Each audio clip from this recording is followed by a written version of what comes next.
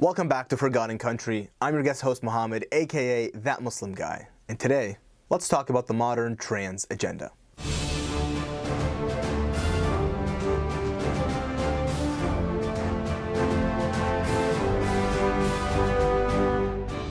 Western nations boast about their rights to self-expression, freedom of speech. But it's interesting how freedom of speech is restricted the moment we bring up questions pertaining to the LGBT community, and especially, in this case, the trans movement. The moment we bring up gender surgery without parental consent, side effects and regrets post-transition, how the trans movement affects women, biological women, things like fights in schools, men in women's locker rooms, abuse, rape, trans athletes such as trans women in female divisions. Suddenly, any debates, any questions are just shut down as homophobic and transphobic. But why? Why can't we ask clear questions that's on everybody's mind? These are questions everyone is asking. How is it possible that the government is promoting gender-affirming surgeries for minors without parental consent? Keep in mind, minors who cannot vote, cannot legally work, cannot purchase alcohol, cannot get tattoos, cannot buy cigarettes and smoke, but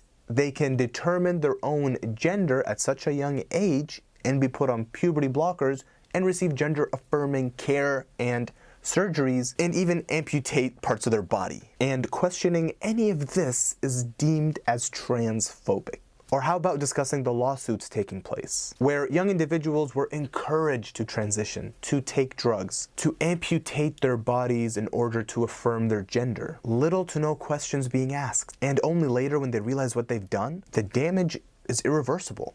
Why not give everyone all the information about the transitions and the surgeries to ensure people make an informed decision? Inform them of the potential lifetime of surgeries, reliance on drugs, being in perpetual pain, the regret suffered by many of those who transition, the suicide rates that are prevalent in the community, and how potentially gender confusion and affirmation wasn't the cause of all their anxiety and depression. It wasn't the cause of what they felt or how they felt. And surgery and amputation will eventually make it worse. Maybe give them all the information and allow them to consult a professional who can actually perform a psychological assessment without losing their license and being accused of conversion therapy, of course. Why can't we discuss these facts logically, rationally, without being called transphobic and losing our jobs? And finally, trans women in sports, schools, or even prisons, with people like Leah Thomas with all the male genitalia intact, freely using the women's locker room with biological women who stated they didn't feel comfortable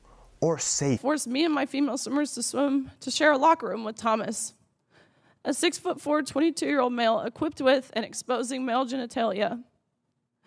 Let me be clear about this. We were not forewarned we would be sharing a locker room. No one asked for our consent, and we did not give our consent. And I'll set the scene. A swimming locker room is not a place of modesty. You're undressing, you're fully exposed, and we were forced to take off our swimsuit in front of a man who was doing the exact same thing. Where is the concern for those women's safety and rights? Furthermore, the performance of trans women who are biological males and how they just destroy divisions that they are in and break records that are held by biological women.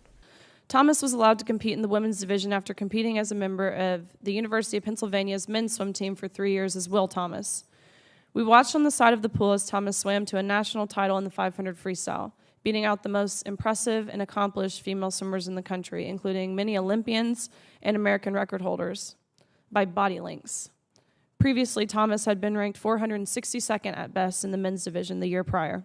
This goes all the way from Leah Thomas in swimming, to Laura Hubbard in powerlifting, all the way to Fallon Fox in MMA. Or, even worse, let's talk about women in prison being put side by side with trans women or biological males, who in some instances have previously been accused of raping biological women. And only after public outrage was the situation rectified. All of this makes you wonder, how are these laws and policies changing so rapidly in favor of this movement? How is it going unchecked? Perhaps this further suggests that this agenda is being pushed from the top down. The fact that we cannot even ask these questions without being labeled as transphobes or homophobes, without being cut off and losing our jobs, that is very much evident of the downfall of society. Thank you for watching Forgotten Country. I'm your guest host, Mohammed, aka That Muslim Guy. And stay tuned for our 8-part LGBT series. Salam. Peace.